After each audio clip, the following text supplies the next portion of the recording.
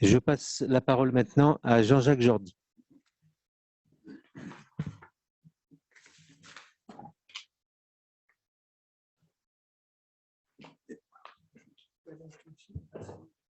Qui a donc lui aussi 25 minutes, Guy Pervillet ayant un peu dépassé. Mais on lui pardonne. Donc je démarre, 25 minutes. Très bien, merci. Donc je vais vous parler en fait, des disparus civils européens durant la guerre d'Algérie, mais des dernières recherches que j'ai pu faire. Mais auparavant, effectivement, comme a dit Guy Pervillet, Oran pose toujours ce problème de savoir quelles sont les responsabilités des uns et des autres. Alors, je ne suis pas automatiquement pour ce que dit Jean-François Paya, mais je continue à m'interroger. Une multitude de facteurs, en tout cas, moi, me poussent à penser que tout autour d'Oran, déjà, le FLN tient les routes d'accès à Oran, et il y a déjà des commandos qui sont dans la ville. Juste un petit point que je voulais dire par rapport à ce que vient de dire Guy Pervillet. Effectivement, il y a une zone autonome d'Oran. On en trouve la preuve aux Archives nationales Outre-mer dans la série 81F. Et quand Bakhti, qui est un compagnon non seulement de Boumedienne, mais aussi de Ben Bella, prend contact avec l'armée française, on est juste après le 19 mars, l'armée française fait un rapport sur Bakhti en disant « Il ne fait pas de doute que Bakhti a l'intention de monter des incidents dans le but de tester le comportement des forces armées sous ses ordres. » Bon, on peut analyser ça de manière différente, mais en tout cas, ce qu'on sait, c'est qu'il est parfaitement au courant de tout ce qui se passe. Et même s'il entre en conflit avec Siatou ou Si Abdelhamid, il n'en laisse pas moins faire. Donc, c'est quand même important. Donc, revenons sur la problématique des disparus civils européens durant la guerre d'Algérie. On peut dire que jusqu'à une époque récente, elle a été que rarement prise en compte par les différents gouvernements français. Pour le gouvernement algérien, il n'y a pas de problème. Ce sujet n'existe pas, n'a pas existé et n'existe toujours pas d'ailleurs.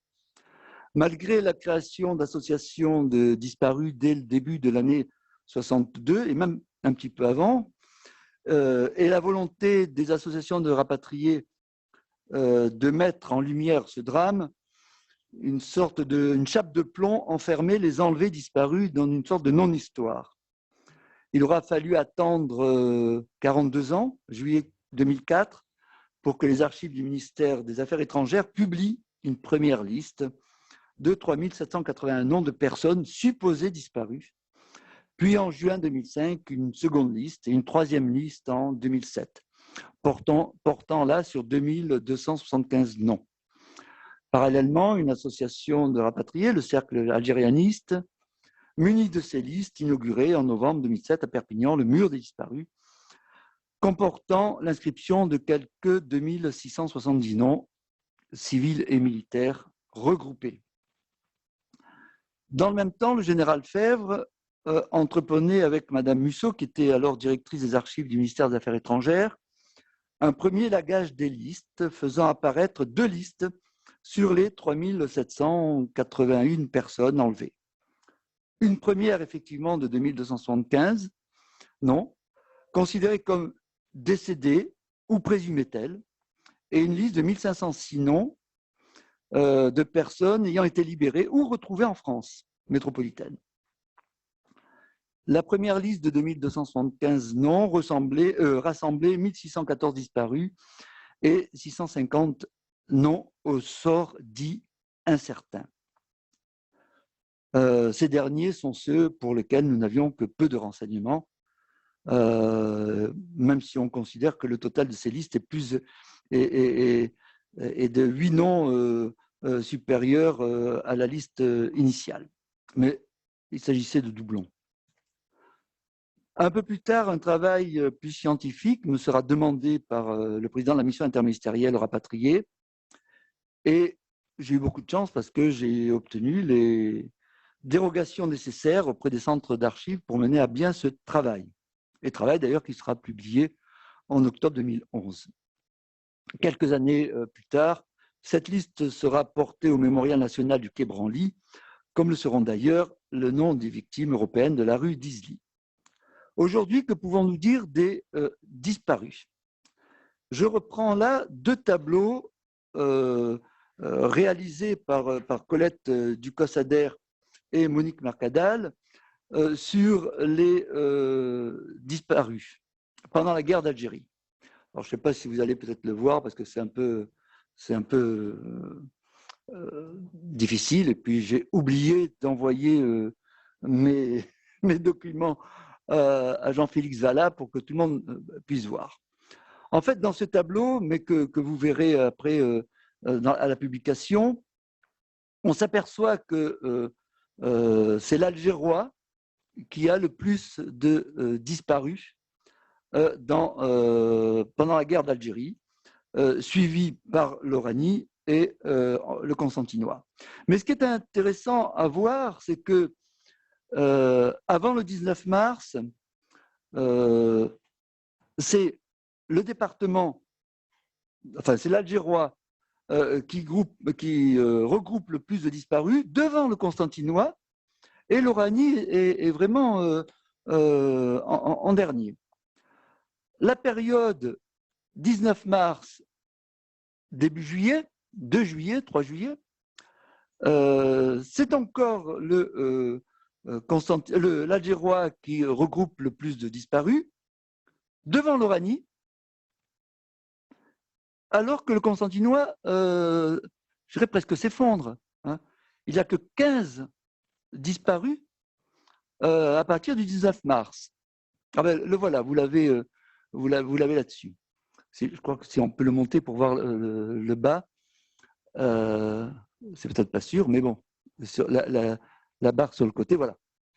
Voilà. Donc, vous voyez que le Constantinois, dans cette période jusqu'au 2 juillet, du 19 mars au 2 juillet, très peu. Et l'Oranie commence, enfin, dépasse très largement le Constantinois. Et effectivement, après le 2-3 juillet, effectivement, là, avec les événements d'Oran, c'est l'Oranie qui regroupe le plus d'enlevés, portés disparus, effectivement, pendant cette guerre.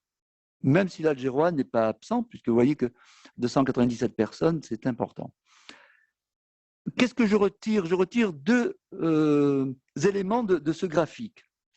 Bon, d'abord, c'est l'Algérois qui regroupe le plus de disparus, suivi de l'Oranie et le Constantinois, mais surtout, si on regarde l'augmentation, on s'aperçoit que l'Oranie, ça augmente après, effectivement, le 2 juillet. C'est-à-dire que avec les événements d'Oran, n'oublions pas que Oran était à cette époque la ville la plus peuplée d'Européens, de toute l'Algérie, puisque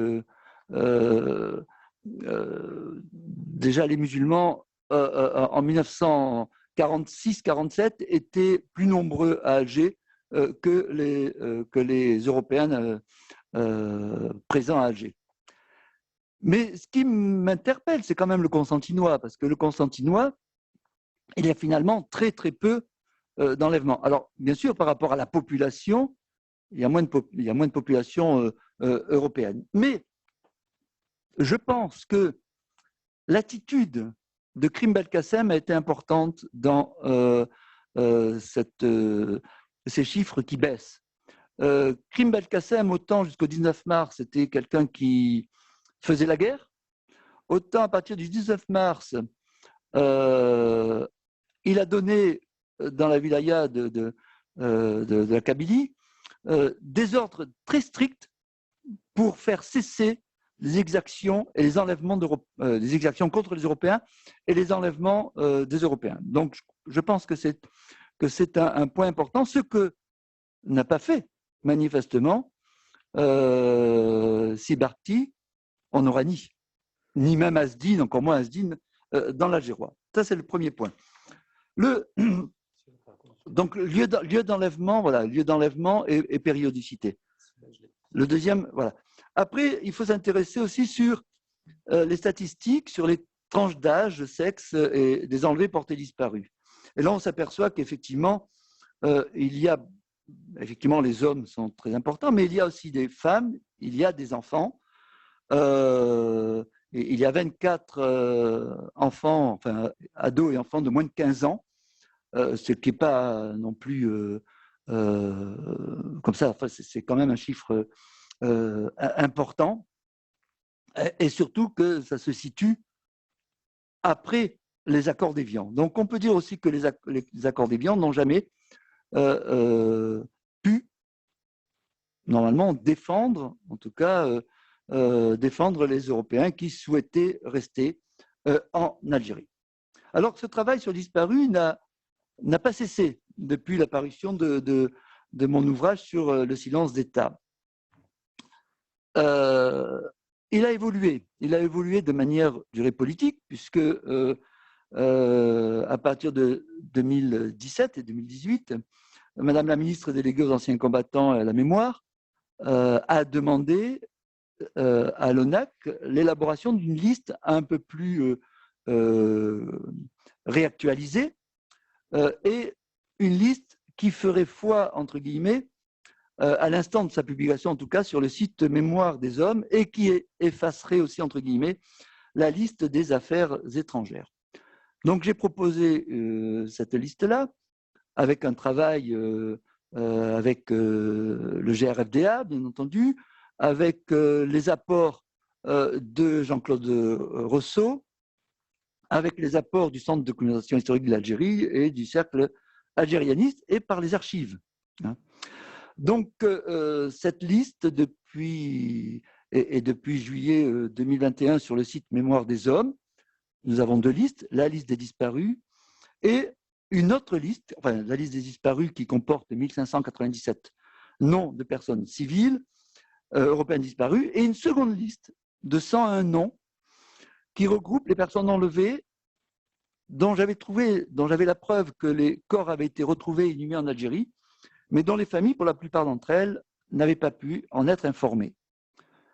Alors, on pourrait croire le sujet clos. En réalité, nombre de questions se posent encore. La première question est cette liste qui reste encore de 120 noms classés incertains. Je vous avais dit tout à l'heure que j'en avais 653. On a réussi par le travail à tomber à 120 noms, mais on a encore 120 noms pour lesquels nous n'avons aucun renseignement, hors un nom avec parfois un prénom, sans autre indication. Bien sûr, on travaille toujours sur ces derniers noms, mais le lecteur de ces listes doit savoir que ces listes sont toujours sujettes à des modifications que nous pensons à la marge, soit en enlevant quelques cas, soit en rajoutant quelques-uns. La seconde question est d'affiner le mode opératoire des enlèvements, d'en suivre les évolutions. S'agit-il d'un vol de voiture qui dégénère ou bien d'une volonté délibérée d'instiller une terreur visant à faire fuir les Européens? N'oublions pas, et les graphiques nous les ont montrés, que les enlèvements massifs se font après le 19 mars 62 et s'intensifient lors de l'indépendance. Et ici, le massacre d'Oran, reconnu par le président de la République le 26 janvier dernier, a son importance, alors même que les accords d'Évian promettaient et assuraient la sécurité des Européens. Nous savons aussi que nombre de dirigeants du FLN comme de l'ALN ne voulaient plus d'une présence de Français d'Algérie dans la nouvelle Algérie indépendante. La troisième question, c'est la plus délicate, reste de savoir que sont devenus ces disparus. Où sont-ils enterrés? Qu'est-ce qui s'est passé? À cette question, je pense que les archives ainsi que l'état civil pourraient nous être très utiles. Sans doute, et désormais plus que les archives du service historique de la défense, comme me concernant, ce sont les ANOM, Archives nationales outre-mer, qui petit à petit mettent à jour certains cartons. Vous savez que Zanome ont quelques 12 km linéaires de carton sur l'Algérie, donc de 1830 jusqu'à 62, et même un tout petit peu après, mais qu'il reste encore un petit kilomètre de carton à exhumer. Et il se trouve que de nouvelles séries sont mises à disposition des chercheurs, soit directement sans dérogation, soit par dérogation, et qui peuvent nous apporter des renseignements. Et je terminerai là-dessus. Ainsi, par exemple, sur Constantine, sur Djedjeli, sur Galma, la série 83 2F, qui est consultable, apporte des renseignements sur les enlèvements d'Européens entre 1952 et 1962. Par un exemple, François Sultana et Joseph Piquet sont enlevés le 20 décembre 1956 à Ouel-Harid, à Galma. Sultana est un disparu. Joseph Piquet rentre en France. Qu'est-ce qui se passe? Pour l'instant, seul l'examen du dossier pourrait nous permettre d'avoir des renseignements. Et puis les ANOM ouvrent quantité de cartons en ce moment. Dans la série 935Q, alors là vous avez quelques cartons, nous retrouvons la trace d'Européens enlevés. Européens que parfois nous connaissions, mais pour lesquels nous n'avions, enfin en tout cas moi je n'avais pas pu retrouver leur dossier. C'est désormais chose faite. Dans les communes de Palestro, de Maillot, de Borges-Bois-Ridge, de Paul-des-Louvriers, nous avons des séries, la série 10T, 20T, 3F, 13 cab 41, 73, 113, dans plusieurs côtes, des notices détaillées sur les enlèvements et les exactions subies par les Européens. La cote aux ANOM 93, 15, 71 et 72, donc deux cartons, dresse la liste des 71 fonctionnaires enlevés et disparus. La cote 937-145, toujours aux ANOM, regroupe les comptes rendus des enlèvements de 1962. Donc là, on a quelque chose d'extrêmement intéressant. La cote 91 2F, 306 à 377, ça veut dire 70 gros dossiers. On retrouve le répertoire des victimes du terrorisme de 1956 à 1961. Alors on me dit, oui, mais et 62 ? C'est le travail du chercheur. Hein. Je pense qu'il existe, mais jusqu'à aujourd'hui, je n'ai pas pu mettre la main dessus. On pourrait poursuivre. Au total, plus de 60 cartons d'un côté, près de 80 de l'autre, quelques 100 et quelques 150 cartons aux ANOM devraient nous aider à aller un peu plus loin, non dans le souci de trouver de nouveaux et de nombreux disparus, parce que je ne le pense pas, mais dans le souci de répondre aux interrogations légitimes des familles de disparus. Bien entendu, il y a 10 ans, 12 ans, ces cartons ne m'étaient pas connus. D'ailleurs, ils n'apparaissent pas dans le guide des disparus établi par les Archives de France il y a 1 an. Pour certains, il faudra demander une dérogation, mais il s'agit là d'une étude à approfondir que je commencerai à faire la semaine prochaine, car je me rends aux ANOM la semaine prochaine. Donc, ce travail sur les disparus continue parce qu'il va nous permettre de saisir tout le modus operandi des enlèvements, de comment ça s'est fait, de pourquoi ça s'est fait, et sans doute apporter des réponses aux familles des disparus. Je vous remercie.